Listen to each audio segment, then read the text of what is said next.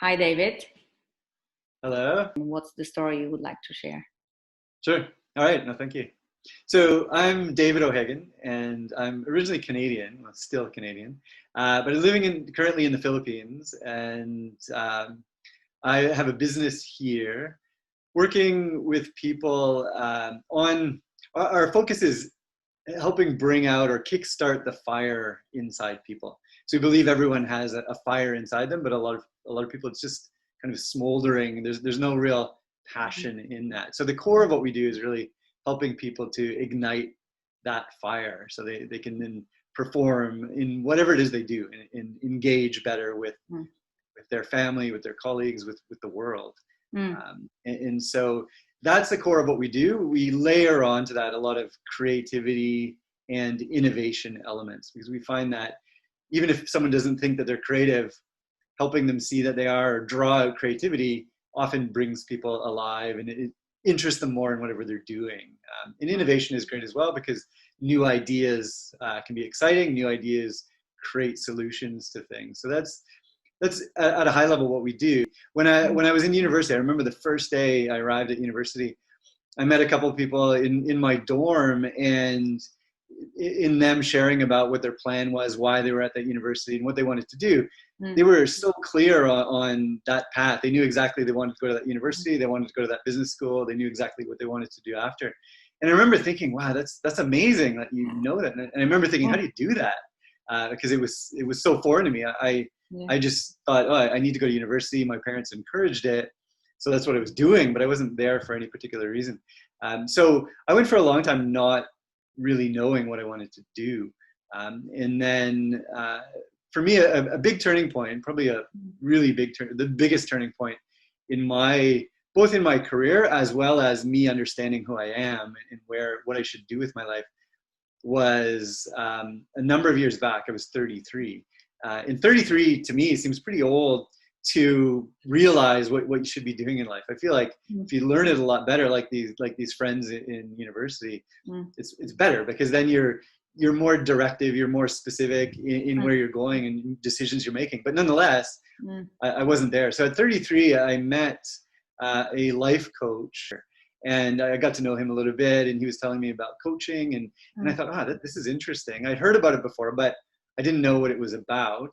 Didn't really know much about it. So then I became a client of his, and because I was at a point where I'd been in a job about 3 years, and I wanted to make a change, but I didn't know what it was. And so that was the common scenario. I knew that what I was doing just wasn't it, but I didn't know where to go or what to do. So I started working with him, and it was helpful. But then the more I was working with him, I thought, this coaching thing is really interesting. And I thought, maybe this is something that I could do. Great. So I ended up becoming a coach as a result. So that was really a turning point for me.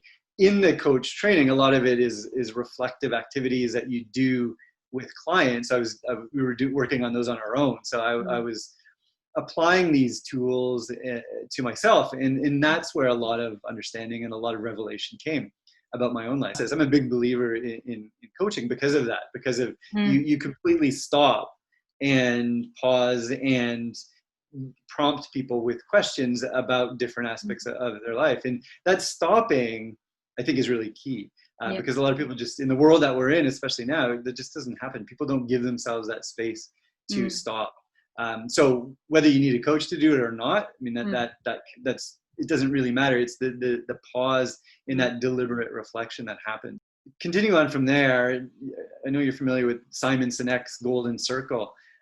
So that was about 10 years ago that he came out with that TED Talk. And that was a big change for me as well, just hearing that and seeing that, and that golden circle concept with why at the center, whether it's an organization or whether it's a person, knowing and speaking from your why is it. I mean, I don't want to overuse the word powerful, but that's powerful. I mean, the idea that you know why you exist, why you're here on earth, why you get out of bed in the morning, knowing that is it just gives you so much focus and clarity and direction as well. Don't you think that the why is connected to the fire you were talking before? Yeah, this is your fire. Absolutely, yeah. And recently, I even thought for a second, which now it syncs with me. the why is not just the fire in you. The why is the spirituality, where everything kicks from that place, knowing yourself. Yeah. Yeah, definitely. In a lot of sessions that we do, we call it a bold proclamation, where even if they've never thought about their why before, we get them to speak it out, so that they boldly proclaim it to others. And even if it's people that they don't know, some people are shy, some people are hesitant because they think, well, my why is not perfect yet, but they're getting at it, so they're unsure. But just the act of speaking it out and allowing yourself to hear yourself say it, and other people hearing it, is great, because then people, like family members, people that you trust, they can also give you feedback on it. They say, oh yeah, like I can see that in you, like you've really nailed it. Or they can also say, well, what about this? Because you're so good at doing this, or this is a big part of who I see you as. And then they can absorb that or take that in and then modify it. Because having a why or a purpose statement is not a static thing. It evolves over time. So as you have new experiences and new opportunities in your life, you fine tune it. So it ends up being a really powerful driver. But you just said it before, when some people are not ready to look for that why, because they're not ready to discover who they are. So, and that's okay. They can learn in a different way. Yeah. Yeah, it's not. That's not the single way to do it. But I like it because the concept is so simple, and a lot of people get it that way. But you're totally right. Some people are just not ready for it. Some people, there's just timing. Well, what is your awareness you want to raise with the journey you had so far?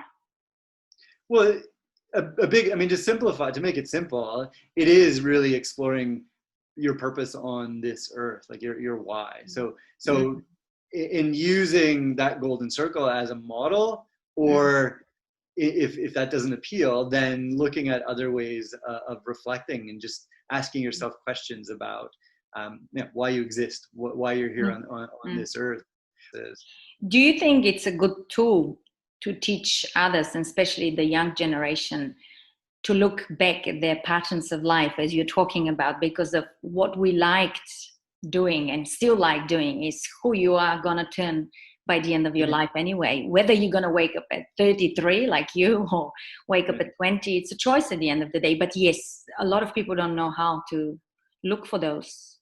And we're not taught that. That's the part. I'm a big critic of the education system, because there's so much focus on academics and memorization largely, which is unfortunate, and so little time spent on understanding yourself and those life skills and those soft. As you get those skills, if you're 15 years old, you're not necessarily going to know your purpose at that point, but you're going to continually refine those skills. So you've got those skills; they're part of your skill set as you get older, so you can continue to use those as you navigate high school and university and everything that goes on with that, and then into your professional career, whatever that might be. So all of that, those skills, learning them at a younger age, you continue to refine your understanding of yourself, which is what's so valuable. Giving and receiving feedback. I mean, to me, there should be, if not a class on that when we're growing up in school, but it should be a part of a lot of what we do. There should be a big component of, if students are presenting their work at the end of a class or the end of a project, they should be taught how to appreciate, how to acknowledge, and how to ask questions to go deeper, and how to receive that as well. Because a lot of people that I've met all over aren't very good at receiving feedback. They're like, they get a compliment and they're like, "Ooh, that makes me uncomfortable. I don't know how to take it. I don't know how to respond." That's bad. That's the case. That's the norm almost. That receiving compliments is such a powerful inspiration, and it makes you feel good and energizes you. If you can't receive that, even just a simple compliment, then that places restrictions on other areas of your life. Well, that's why I love your story, because waking up earlier, you have a lot of doors that will open for you, and you're going to learn, and you're going to produce from a place that it's very authentic.